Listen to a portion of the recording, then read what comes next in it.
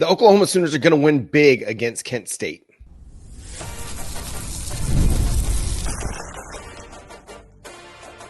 You are Locked On Sooners, your daily podcast on the Oklahoma Sooners. Part of the Locked On Podcast Network, your team every day. What's up, Sooner Nation? Welcome to Locked On Sooners, and thank you for making Locked On Sooners your first listen every single day. Shout out to all the everydayers out there. Tune in and subscribe to the show wherever you get your podcasts. Today's episode is brought to you by Mazda. Like our players, we sweat every detail because when you make every move count, pulling off the unexpected is only the beginning. Stay tuned later for highlights in this week's Moving the Game Forward. Mazda, move and be moved. He's Jay Smith of Unfair Sports. I'm John Williams of Sooners Wire and USA Today Sports. And on today's show, we got Friday Fan Feelings back. We got a game day, so I'm so excited about that. And then we're going to give you our keys to the game, our prediction for Oklahoma versus Kent State. But let's start with this, Jay. What are you looking for out of the Oklahoma Sooners? Let's start on the offensive side of the ball against the Golden Flash. I told y'all earlier this week I was going to give y'all some ridiculousness before this game, right? And here you go. Here's some very lofty expectations. So we're going to start off first and foremost. We better run for at least 300 yards in this game. Period. Hard stop. Kent State is really bad at stopping the run. They're really bad. I mean, they've given up over 1,000-yard rushings already this season. They've given up 1,100 yards passing, and that's only in 4 games. So you're on average of minimum 250 per game, and that's also including Merrimack and Buffalo. Merrimack got 164 yards rushing on them. Buffalo got 130. Florida State dropped 498 yards rushing. Like, Kent State is a really just bad football team right now. Again, Sean Lewis is not there to save them with tempo and allow them to get into games. So if I'm looking at this properly, their passing game didn't get over 200 yards against the P1, P4 teams, and they didn't rush for 100 yards against those P4 teams. So on the offensive side of the ball, we better get 300 yards on this ground. We should have at least 3 running backs go out there and have at least 50 yards rushing each. We should dominate in the run game in this game. That's the biggest, loftiest one I have for you right there. That need to happen. Well, at least they got to get the run game going. Even if they don't run for 300 yards, but they look really good running the ball, it's not struggling at the line of scrimmage. It's not having to gain yards after contact because your guy got hit in the backfield, that you're getting some Kennedy Brooks types runs, if I can use that as a comparison. He just always ran the ball with such ease, it seemed like.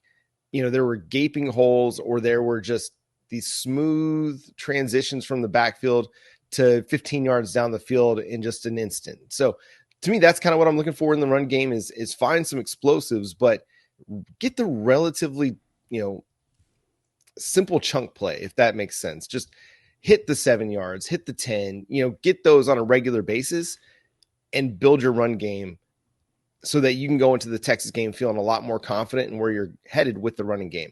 Is it going to tell us all that we need to know about where this team is heading offensively? Nope, not at all. But they should be able to establish the run, and they should be able to dominate with the run. If they're not able to, that's a big red flag moving forward. And if they're not able to, then maybe you just scrap the run game altogether and you just go full air raid, Texas Tech, Mike Leach, early 2000s, and just fling it 70 times and just go from there. So, yeah, I mean, Buffalo or Kent State is not a good run defense. They're just not a good defense at all. They're one of the worst defenses in college football. They're number 135 out of 136 teams in points per game allowed at 44 points per game in both games against Power 4 opponents, Florida State and Texas Tech. They allowed 60-plus points. So I don't care that John Mateer's not there. Michael Hawkins Jr., man, this is your time to shine, my guy. Like, this is a great opportunity for you to go put up some big numbers, be efficient, and fling the ball, man. If you see it, let it rip. Don't hesitate. What do you got to lose, bro? Just go throw the ball and take shots down the field. Just let it all hang out, man. This is your opportunity to show all of the skills that you have. Show them all. Yeah, there's this being this bad, John. There's no excuse not to go dominate, just as the team that we are. And of course, yes, we have been slow of getting the run game going every season since Brent Venables has been here. Yes, I 100% agree. I know that we have been focusing on growing the offensive line, get bigger boys. Plus, we've also had 3 offensive coordinators. So it's kind of hard to get continuity and understanding that how you want to run the ball or how you want to run your offense. But this is an offense that Bill Beatonbow knows. This is the type of offense he's used to playing in, coaching in. So we need to get this run established. So I'm being very lofty on that. And I appreciate John giving the lower expectations on that, just getting it established. No. I need yards. And you know what's funny, John? I don't even care if we don't score 60 points. I need us to get a whole bunch of runs. If we run the ball like Florida State did and get what they have, 498 rushing yards. If we get 500 yards rushing in this game, but we only scored 35 points, I'm happy. Why? Because that means that we just burned a whole bunch of clock by just running down their throat. We have to, this is the practice game to get ourselves going. And then, of course, for Michael Hawkins, this is your tune-up. Yeah. You never know. You might end up playing in that Texas game. Right now, you're expected to play in the Texas game. Just right now. Even the tortilla gate, even including the Band-Aid gate, every single gate that's out there when it comes to John Mateer. Right now, Michael Hawkins, you're expected to be that dude against Texas. And I actually have confidence in you because you're willing to throw the ball. I just need you to go out there against Kent State and really throw it. I understand that you got the legs. You could probably add an additional 200 yards rushing in this game. Cool story. I don't want that from you. I want you to throw the ball. I want to see you drop some darts. I want to see you get some chemistry with your wide receivers. I want to see you launch it. I want to feel like this game should be like John Mateer was against Illinois State. I just need you to go out there and fling it to your wide receivers, get practice and moving around in the pocket and throwing it instead of trying to tuck and run just to, make big plays. Those will come. We know you can do that. You did it against Auburn. We know you can do that. I want to watch you cook in the pocket. Pass protection's there. So I know I ain't got no concern with that. Show me your ability to sit there, dissect the defense, and just surgically cut them up with those laser passes we know you can do. So that's my other lofty expectation there. Outside of it, and nobody else, I have no expectations. It's literally the run game and Michael Hawkins. I don't care who catches it. I don't care about who actually runs it. But if anything, though, this is the game, Jay Knott. Yeah. If you're going to show us anything, this is the one. That's where I was about to go, actually, is Jade Knott. Hey, if you're going to get things going, it's going to happen this week. It's not going to happen next week against Texas. It won't happen, the following week against South Carolina or with Ole Miss coming to town. You got to get going, man. And I get you had a shoulder, you're banged up in fall camp, but dude, you're a veteran running back. Now's your time, my guy. You've got to become a part of this offense and a part of this offense that Ben Arbuckle and DeMarco Murray and Bill Beatonbow and Brent Venables can trust. So now this is it. If you want to put your best foot forward and go make yourself a name in NFL draft circles for the 2026 NFL draft, got to get going, my guy.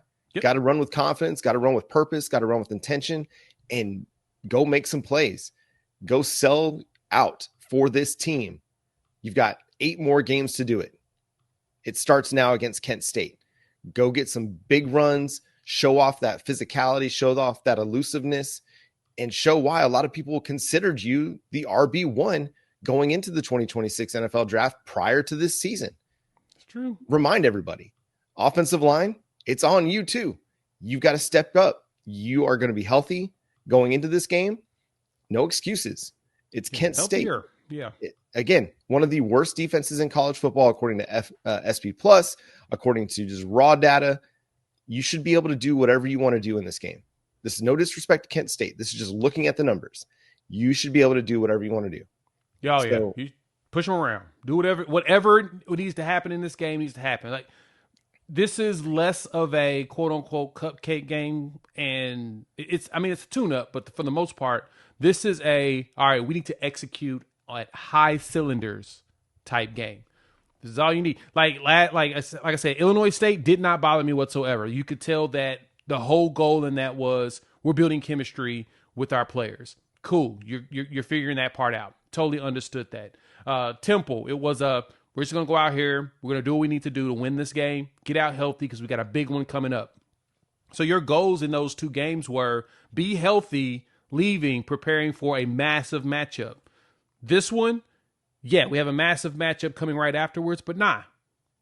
Go out there, push some people around. Show us that you all have been really preparing, and don't overlook it. This is an important game in the test of a lot of players on this team that we want to see what they can do as far as execution goes. So this is execution game. This isn't chemistry game. This is execution game. Go out there and do some stuff. I know you can. So now we need to put it on wax. What are we looking for from the Oklahoma Sooners defense? We'll discuss coming up next here on Locked On Sooners. This episode is brought to you by Mazda's moving the game forward for those who believe it's not just about playing the game. It's about redefining it. There are moments that do more than put points on the board. They move crowds, move culture, and keep moving the game forward. This week, we're going to highlight our Mason Thomas going out there and bullying a dude to get the final sack and the safety to close out the Auburn game. Yes, it was 2 weeks ago because we had a bye week. And so we're going to talk about that's the play. The minute he went out there and told his other offensive linemen, don't even rush, guys. Keep their attention. I'm going to do this myself. He did it. So he bullied his way in, got the safety, got the sack after only playing one half of football. That right there, ladies and gentlemen, when you follow what moves you, the unexpected is only the beginning. And just like there's more to every highlight, there's more to a Mazda vehicle. Mazda, move and be moved.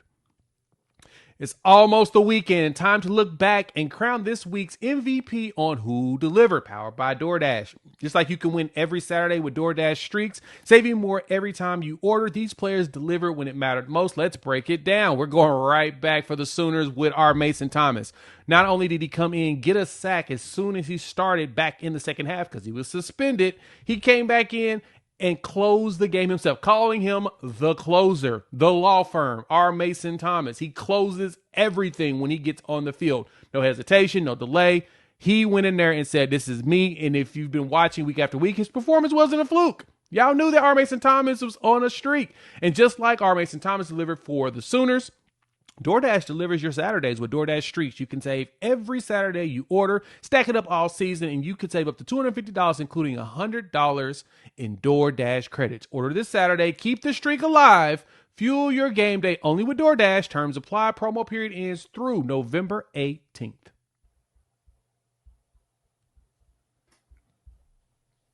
Once again, thanks for making Locked On Sooners your first listen every single day. Shout out to all the everydayers out there. Tune in and subscribe to the show wherever you get your podcasts. We're part of the Locked On Podcast Network, your team every day. Jay, what are you looking for from the Oklahoma Sooners defense? Oh, man. So it's going to be hard to replicate what we did last week, but we should get close to it. We should be able to get at least 5 sacks in this game. We did that against Temple last year. That defensive line was ferocious. We were getting turnovers like crazy in that game and getting everywhere. We should be able to continue the pressure that we were doing all season long and be able to accumulate at least 5 sacks in this game. No need to go out there and be lackadaisical. We need to go out there and hit some folks. Again, physicality is going to be critical in this game against the Michigan one. It's funny, I'm seeing more and more posts from Michigan fans as the statistics are dropping about how good Oklahoma's defense is, and it just warms my heart that Brent Venables brought us the defense that we've been yearning for. Mm-hmm. Now we need to just match it with a really good offense or just a capable one, and so far it's capable. It's beautiful seeing them say, man, Bryce Underwood didn't have a single chance in that game of getting rid of that ball. They had to nuke the play calling, but 2 yards deep as soon as the ball was hiked, it felt like. These dudes were already there. We should do the same thing as Kent State. The defense is too ferocious, too ridiculous. We should be able to do it. I expect the secondary. And other thing, John, you're probably going to say that. You know what? I'm going to save that because I think you're going to say it. So I'm not going to say it out loud. But I'll say this. 5 sacks. I expect for us to get a lot of pressure and be able to. This is the game to pad your stats, defender. Pad them stats. Yeah, so you remember when you're playing ball with your little brother or your little sister, back in the day when you're kids, and now I've got siblings that are like 10, 11, and 13 years younger than I am. Happy birthday, Zach. It was yesterday. When we were out playing ball, I could do whatever I wanted to. Like, no matter what the circumstance, the scenario, whatever it was. If I wanted to just do fadeaway threes all game, I could. If I wanted to drive the lane, I could. If I wanted to dunk on them, I could. If I wanted to Dikembe Mutombo everybody, I could, because I was that much bigger and that much better, because I was just older, bigger, faster, stronger. That's Oklahoma in this game, defensively and offensively, but especially defensively. Kent State hasn't seen a defense this good yet. Florida State's defense isn't this good. Texas Tech's defense isn't this good. And if they show up and they take care of business like they want to, and they don't play with their food, they'll be able to do anything they want to do in this game. If they want to just drop everybody into coverage and rush 4 all game, they'll be able to do that and find a lot of success.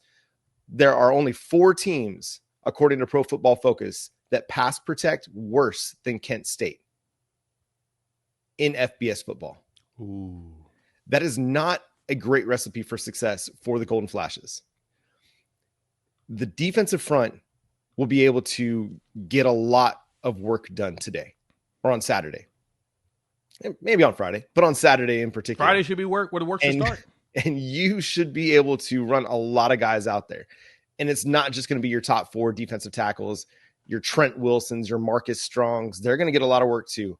Your true freshmen on the edges, we might see some Nigel Smith. Like, this is going to be an opportunity for them to go deep into their pockets and play everybody. From that secondary, Jay, yeah, this is the game. Turnovers. Peyton Bowen, you've been close on multiple occasions, my guy. Cortland Guillory, I'm looking at you, dude. I think you're going to have your breakthrough interception. It's just kind of open the eyes a little bit and provide some turnover relief for the Oklahoma defense. Yeah, I can see that too. Eli Bowen, okay. Welcome back, Eli. Love to see it. We're going to see some run from you. Hopefully we get some Kendall Dobie too. Let him get a little something going. I don't want to see a lot of, honestly, Peyton and Robert Spears-Jennings. I want to see more Boganowski. I want to see more Hardy. I want to see more Powers. I think they're more than capable of running this defense as the trio, our favorite trio, together and really giving Kent State issues. Heck, we probably don't even need to see Kendall Daniels this game. Let him rest for Texas. I know he was dealing with a few elements or whatnot too. So any players that you have that's starting that you would like to play but don't have to, don't. Gentry, probably don't need you. Let Cortland and Eli run the defense. Let Jacoby Johnson get some rotations and get going. Let Devon Jordan as well get himself acclimated. You may want to throw the freshman out there. Let Malik as well as Tristan Haynes play.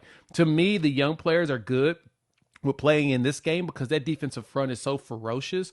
I don't even know if the Shield's going to have much time to do much of anything. He shouldn't have much time to do much of anything. And make sure that with our young linebackers, you fill those gaps properly. Be in the right spots. Daniel Okoye, hey, have yourself a day as well. You're getting healthy. Give us another day from you as a freak athlete. We want to see you go out there and do it.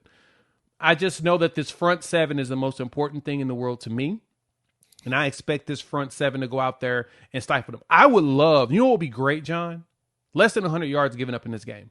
I know it's pretty lofty, but that would be great to me. If we can go out there and push them around enough to where we allow less than what we allowed against Illinois State, in which Illinois State hasn't lost. They've only lost 1 game since we played them. They're a pretty good team. We can do that. Might be a good thing. Yeah, this is a name your score kind of a game. This is a get accomplished what you want to get accomplished in this one from an execution standpoint, from getting snaps for younger guys standpoint. And I think you're right. If you are dealing with anything, you stubbed your toe on the coffee table yesterday. You sneezed wrong. You reached a little bit too far and pulled an intercostal. You can sit. It's all good. If you're a starter and you're a key contributor to this team, key role player, you're good. You don't got to play. This could be a great opportunity to get a lot of guys snaps in this one. And I know it sounds like we're talking disrespectfully about Kent State. And listen, we're not trying to necessarily. It's just the reality. It's the reality of the game. It's just the reality of the game. This is a huge mismatch on paper, on the field, and Oklahoma should go take care of business. We'll give you our final predictions for this game. We'll go through some Friday fan feelings ahead of Oklahoma versus Kent State coming up next here on Locked On Sooners.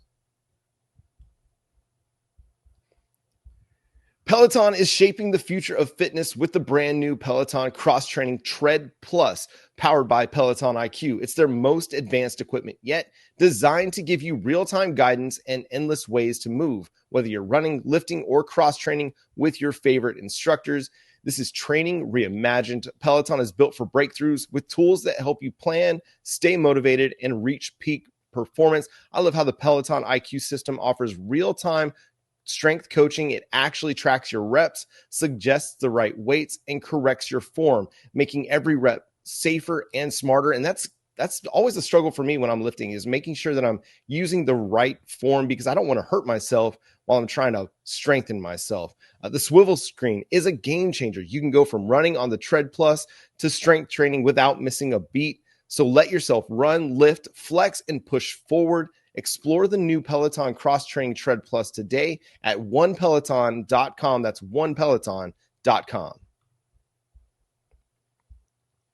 Once again, thanks for making Locked On Sooners your first listen every single day. Shout out to all the everydayers out there. Tune in and subscribe to the show wherever you get your podcasts. We're part of the Locked On Podcast Network, your team every day. Just a reminder, we'll be here after the game, Oklahoma versus Kent State, for our live reaction show on YouTube. The audio will drop shortly after that on your podcast feeds as well. But if you want to catch us right after the game, be here on YouTube live after the show whenever Oklahoma beats Kent State. So, Jay, give us your final prediction for Oklahoma versus Kent State. My final prediction for this game is Oklahoma putting half a hundy on them, Kent State 0.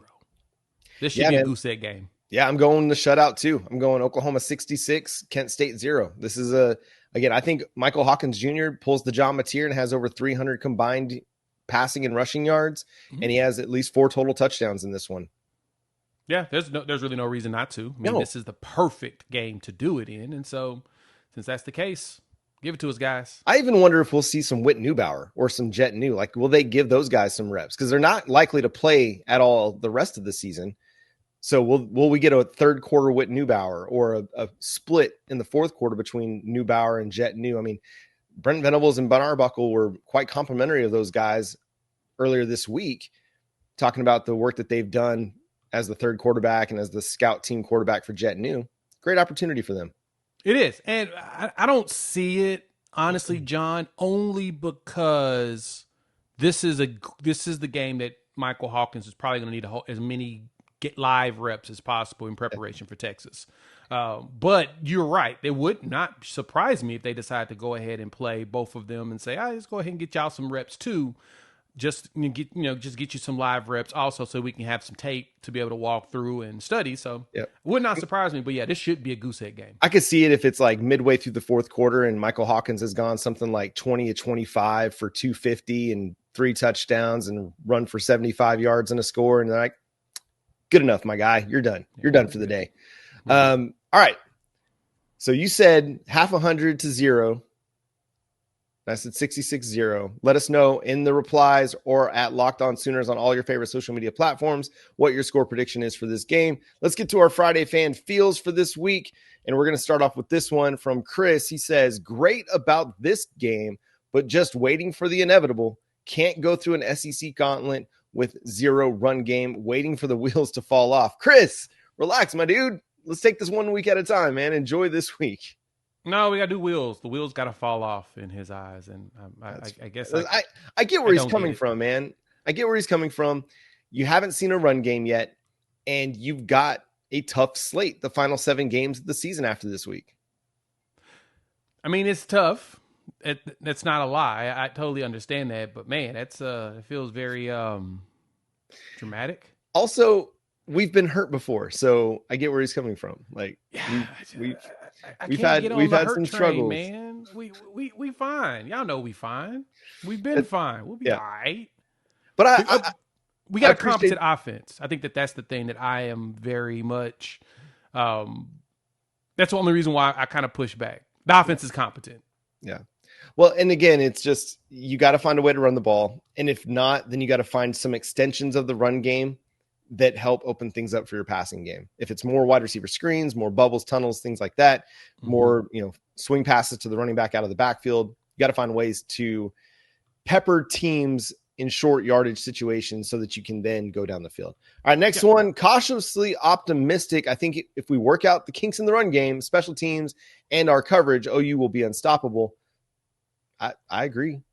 Yeah, I see the theme. The theme is, can you run the ball? Can we run the ball? And I mean, that's the most important thing we're looking for in this game is, can we run the ball? Can we run not just for 100 yards or 150 or 200, but I mean, Jay's expecting 300 yards. If they don't get 300, it'll be a disappointment to Jay. Yeah. We've written it down. He will be disappointed. It'll be an F offensive showing if they don't run for 300 yards. No, maybe not that much. But thank you, Anthony, for your Friday fan feels. I think special teams has actually been pretty good. It's been a bit of a weapon for Oklahoma, after like the first game where I felt like they didn't really necessarily shine since then, like against Michigan and against Auburn. You won the special teams battles in those games. Yep. No, yeah, you did. You dominated that. And so in this one, special teams isn't the one that I'm really that concerned. Like, I don't kick returns, punt returns. Cool. Those would be nice to have those return. If anything, don't bobble the ball. Yeah. Don't fumble. Don't muff a punt. Well, those are the things that's more important to me. Little silly turnovers that we got to work the kinks out of. Yeah. I personally just clean on offensive side of the ball when we have possession. The biggest thing is defense. I just need the defense and the run game to really get going. Yeah. And for special teams, like, just keep doing what you're doing. Like, the last few weeks have been great. Just keep doing that. Whether it's Grayson Miller or Tate Sandell or the punt return game, the kick coverage and the punt coverage has been great. They haven't allowed big returns, so just keep doing that. Next one comes from Dennis Harrison. He says, if we can stay healthy and get that running game going, we're going to be hard to beat. Boomer Sooner. Dennis, yeah, totally agree. I think they're right. I think even if they don't create a reasonably good run game, they're still going to be really tough to beat. I agree with you there. That regardless, this team is going to be a really tough out for no matter who they play. So I'm not as concerned in that capacity as most. It's really going to be dependent on, if we can get the run game going, we can get blowouts. We can start getting bigger wins. We won't have a whole bunch of close games. Right. But putting this game on the back of John Mateer, I'm totally here for that. I think that a lot of teams in this conference, and luckily the way it looks, it doesn't seem like a lot of the defenses or offense we're going to face is going to be that big of a problem for us as much as we thought they were going to be. So to me, John Mateer is going to be able to will us to a lot of victories. This is going to be the game where, Michael Hawkins can show us he can will us to victories as well. Well, he should have to will us. We should, like I said, go out there and dominate, but I digress. I'm not that concerned in that capacity, but staying healthy is critical too. And this one comes from a Sooner fan. I didn't want to read his YouTube handle on the show, so this is generic Sooner fan. But he said, we have an elite defense, so we have a shot to win every game. And I totally agree. With an elite defense, you're going to keep games close. Teams aren't going to be able to get the score so far out in front of you that you can't come back from it. Like, we're not going to see big blowout losses. If Oklahoma loses a game, it's going to be a close game. It's going to be a one-possession ball game. And the defense will have done its part. It's just a matter of, can the offense find a little bit more, find an extra gear, and can they go make the right plays? And so far they have. Against Michigan, they had that big 8.5-minute drive that completely sapped the life out of the Michigan Wolverines and took that game over. Against Auburn, they had the quick drive to go get the go-ahead score, and then the defense closed it out. They've made the plays they've needed to make in tight ball games in the fourth quarter. Yeah, they have. And that's the one thing I'm very happy about. They've closed them out the way we need. So the defense needs to continue to do that. I just need the defense to continue to play at that high level. I need the defense to have a 0 conversion rate or percentage conversion rate on third down in this game. I need them to force a lot of deep. Basically, we should be playing offense about 90% of this game. I don't expect more than 10 first downs at all. That would be a huge accomplishment. That tells me that we've really locked in. If we can get them about 5 at most, because you're not going to be perfect. It's impossible to have that. It was borderline. Nothing's impossible, but it's borderline impossible to be able to do that, because they're going to find a little bit of a crease every once in a while. It's going to be a missed tackle every blue moon. If you can go out there and force them to to have to give the ball up and get deep third downs often. A lot of tackles for loss is also one of the things we should have, because this defensive line is just ferocious. It's just what they are. Yeah, the defense is going to put up big numbers. The offense is going to put up big numbers. But I agree with the general sentiment here that with our elite defense, we'll have a shot to win every single game. Brent Venables has said as much, that they're going to have a chance to, they can beat anybody on their schedule if they take care of the small things and they keep focused on just improvement and they keep trying to get better every single week. We're going to end it on a high note. This one comes from Brenda Thompson. So excited. I keep telling myself to not let my hopes get too high. I think we will go all the way. I don't know why you're not getting your hopes high. Let's go, Brenda. My hopes high. My hopes are high too. That's right. I've synced it with my eyes. I've synced this against. Look, I know people want to say that, you know, going up against a true freshman quarterback like Bryce Underwood isn't that much of an accomplishment, but when you handle business the way you're supposed to, yes, to me, that's a good thing. You expected that. Heck, Nebraska went and ran down Nebraska's throat like a couple weeks ago. Bryce threw for like 300 yards against Central Michigan. Like, in the games you're supposed to be performative, they were performative in. They did what they were supposed to do. Michigan's going to end up being a pretty good team. Most likely, they're going to probably end up being a team that flirts with double-digit wins the way that they're playing, and their schedule lines up perfectly for it. So, no, you take those wins. You force them to do things that they didn't want to do. You made them conform to your game. So obviously we did things that we were supposed to do and we did them right. So no, I think this team, like Brent Venables said, can compete with anybody. The defense showed us they can, and I think the offense as well. Since Oklahoma played Michigan and Bryce Underwood, where Oklahoma held Bryce Underwood to 37.5% completion percentage, and he had 3 carries for -1 yard. He's completed 56.9% of his passes over the last 2 games. Not a great number, but a lot better than 37.5%. And he's run for an average of 7.2 yards per carry. No, sorry, 10.3 yards per carry. He's run for 175 yards over his last 2 games after playing the Sooners. So he's been good, and you did not allow him to do anything in that game. And that's what you wanted. That's what you wanted. And that's what you wanted. Yep. He had a couple big throws, but man, you stifled the 5-star true freshman quarterback. So great week ahead. Oklahoma versus Kent State Saturday afternoon. Again, we'll be here live after the game, breaking everything down with you, reacting to what happened in Oklahoma versus Kent State. We'll give you our stars of the game. We'll talk about every player that gets an opportunity to make a play. We'll talk about them. We'll break down the offensive and defensive performances for the Sooners, and then begin looking ahead to Texas on Saturday evening. So again, subscribe to the show wherever you get your podcasts. We're free and available on all podcast platforms and on YouTube. Over on YouTube, hit that subscribe button, hit the notification bell, because every time we drop a new episode, you'll be alerted to that episode drop over on YouTube. Also, leave us a comment. Rate the show wherever you get your podcasts. If you like what we're doing, please give us a 5-star rating. Go follow Jay at Unfair Sports. Go check out his channel, Unfair Sports, over on YouTube for more Oklahoma Sooners and college football coverage. You can follow me at John9Williams and read my work covering the Sooners over at USA Today, or Sooners Wire, and USA Today Sports. You can follow the show at Locked On Sooners on all of your favorite social media platforms. But until next time, he's Jay Smith. I'm John Williams. We'll talk to you then. Boomer Sooner. Let's have a weekend, everybody. Please. I need it in my life.